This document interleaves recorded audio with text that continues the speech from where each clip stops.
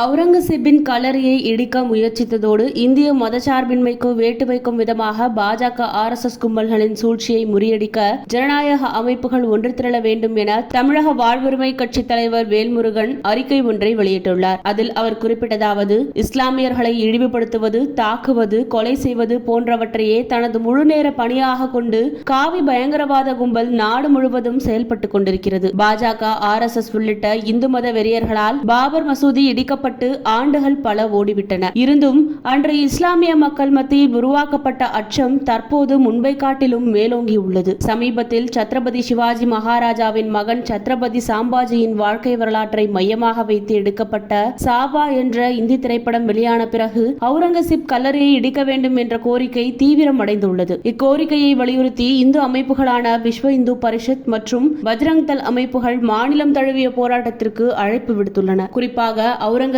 கல்லறையை இடிப்பவர்களுக்கு ரூபாய் 21 லட்சம் பரிசு வழங்கப்படும் என உத்தரப்பிரதேசத்தைச் சேர்ந்த இந்து அமைப்பு ஒன்று பகிரங்கமாக அறிவித்துள்ளது. இதற்கு பாஜக மத்திய அமைச்சர்களும் மகாராஷ்டிர முதல்வரும் வெளிப்படையாகவே ஆதரவு தெரிவித்திருக்கின்றனர். இத்தகைய போக்கு சர்வாதிகாரத்தின் உச்சமாகும். பாசிச பாஜக ஆட்சிக்கு வந்த பிறகு இஸ்லாமிய மக்கள் மீதான கலவரங்களை திட்டமிட்டு நடத்தி வருகிறது.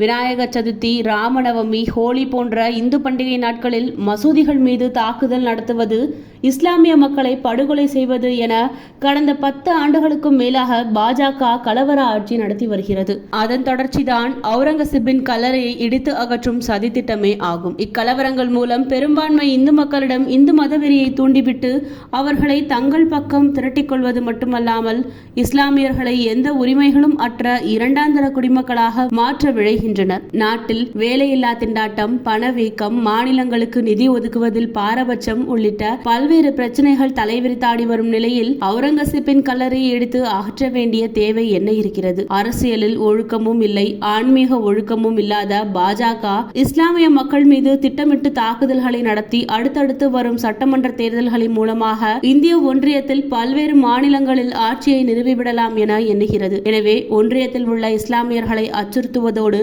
நாட்டின் மதசார்பின்மைக்கு எதிராக செயல்பட்டு வரும் பாஜக RSS கும்பலுக்கு தக்க பதிலடி கொடுக்க ஜனநாயக சக்திகள் ஒன்று திரள வேண்டும் என்று தமிழக வாழ்வுரிமை கட்சி அழைப்பு விடுக்கிறது என அந்த அறிக்கையில் குறிப்பிட்டிருந்தார்.